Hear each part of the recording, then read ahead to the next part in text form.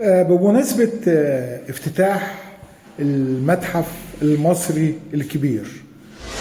طبعا ده حدث عالمي والفراعنة أجداد يعني بصراحة قمة العبقرية وقمة النبوغ.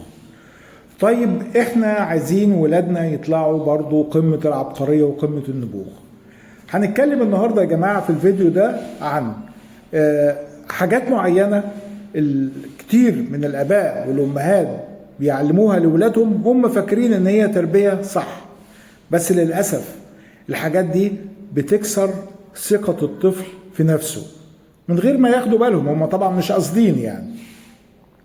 ايه رأيكم الأول نشير الفيديو ده لكل حبايبنا عشان نتعلم فيه أخطاء السبعة اللي بيقع فيها معظم الآباء والأمهات في التربية بالنسبة لطفلهم، وهم فاكرين بحسن نية إن هي حاجة كويسة. أول خطأ المقارنة. اوعي حضرتك تقارني طفلك بأي حد حتى لو من باب التحفيز. لما تقولي له مثلا شوف ابن خالتك، ابن عمتك، صاحبك أشطر منك، أو أختك مثلا حتى بتسمع الكلام أكتر منك، لا كده غلط خالص. مثلا جاب لك في الامتحان 8 من 10، طلع مثلا الثالث او الرابع او الخامس على الفصل بتاعه. اول حاجه لازم تحسسيه بفرحتك، ان انت فرحانه وسعيده بيه. برافو يا حبيبي عليك، ممتاز، ان شاء الله بقى الامتحان الجاي تجيب 10 على 10.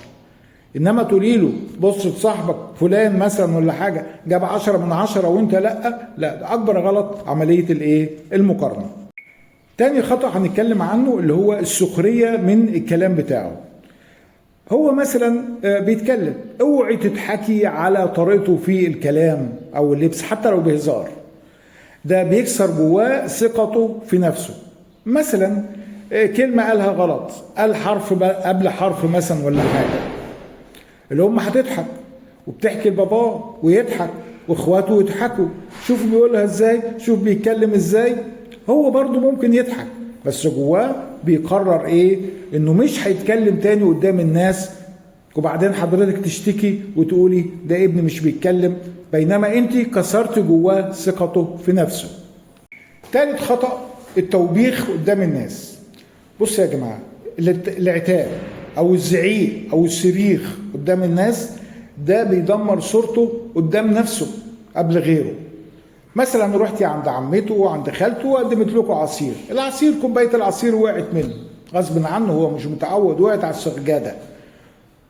هتصرخوا في وشه انت مش عارف تمسك كوبايه العصير، انت انت كذا انت كذا، وشتايم وتوبيخ والحاجات دي كلها. انت عامله طبعا كده عشان تداري الموقف اللي هو حصل منه، انما هو مش فاهم وجهه نظرك. هيتمنى في اللحظه دي ان الارض تنشق وتبلعه. بهدوء خالص تاخدي منديل او اي حاجه وتمسحي، وبعد كده والناس كلها متفاهمه ان هو طفل وان ده وقع غصب عنه. فالتوبيخ قدام الناس ده من الاخطاء، الخطا الثالث. ولما تروحي البيت بهدوء كده وتفهميه حبيبي لما تكون عند حد حاول تمسك كوبايه، حاول تركز، حاول حاول حاول، الحاجات دي كلها بمنتهى البساطه هو هيفهمها ويستوعبها. رابع خطا بتقع فيه الامهات لما تمنعيه ان هو يجرب خوفا عليه. انت كده بتكبري جواه الخوف والجبن بدل الشجاعة ومحاولة التجربة. مثلا برتقانة او تفاحة وهو عايز مثلا يقشرها، ماسك السكينة وعايز يقشرها، انت خايفة عليه ان هو يتعور. خليه يجرب بنفسه، خليه يجرب بنفسه، بس عينك عليه، مركزة عليه، وصلحي له اي خطا. مسك السكينه كده لا بتظبطوها له، فدايما تصلحها له وتدخلي بقى في الوقت المناسب. حسيت ان هو خرم خالص عن الطريق الصحيح، خلاص بتدخلي في الوقت المناسب. حتى لو جرح ايده جرح بسيط مفيش مشكله، هو هيتعلم المره الجايه ازاي ان هو يقدر يتحكم في نفسه. الخطا الخامس الكلمه الجارحه. اي كلمه جارحه بتعيش في الدماغ اكتر من العقاب البدني. وقع حاجه على الارض، انت غبي ولا كل مره كده وتهب فيه وكده، وكلمتيه كلمه جارحه. الكلمه الجارحه دي بتفضل في دماغه. يمكن انت كأم لو كلمتي نفسك كده هترجعي بالذاكره لما كنت صغيره كانت مامتك برضو عملت معاكي كده ولسه محتفظه بيها لحد دلوقتي. هتفضل سنين. هو غلط، كلنا بنغلط، بس ايه، نصلحها سوا بهدوء. الجلبة الجارحة اصعب حاجة بتفضل عايشة في ذاكرة الطفل. الخطأ السادس يا جماعة تجاهل المشاعر. الطفل مثلا بيخاف من ضلمة، فالأم بتقعد تقول له انت جبان، ايه مفيش حاجة اسمها عفاريتي، الحاجات دي كلها. لا، هو في الحالة دي بيبقى محتاج الطمأنينة، محتاج الحنان، محتاج الأمان. تعالى حبيبي مفيش حاجة، أنا معاك أهو، ما تخافش ما تقلقش، مفيش حاجة خالص، إحنا مع بعضينا كده. اديتيله الإيه؟ تجاهلت، اديتيله الأمان، وهو محتاج للأمان في الإيه؟ في الحالة دي والمناقشة، وشرحتيله السبب العلمي بتاع الإيه؟ الموقف ده. سابع خطأ الإفراط في الحماية. الخوف الزايد يا جماعة بيخلي الطفل يعتمد عليك اعتماد كلي في كل حاجة، وده بيضعف ثقته في نفسه.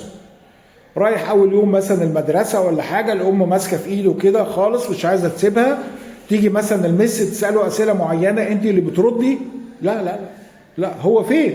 اديله الفرصه ان هو يتكلم، اديله الفرصه ان هو يتعلم لوحده، حتى لو اخطا، وطبيعي ان هو هيخطئ طبعا، عادي جدا مفيش مشكله، انما ده بيديله الثقه في النفس والاعتماد على النفس. الثقه في النفس دي يا جماعه مش وراثه، لا، دي اكتساب نتيجة التصرفات اليومية اللي احنا بنعملها مع أطفالنا. كل حضن، كل كلمة تشجيع، كل لحظة احتواء بتبني شخص قوي وواثق من نفسه. لو شايف الفيديو ده مفيد شاركيه مع كل أم ممكن تكون محتاجة تشوفه. اشترك في القناة وفعلي زر الجرس. أنا دكتور محمد اليماني، ودي قناتكم طبيب الأسرة.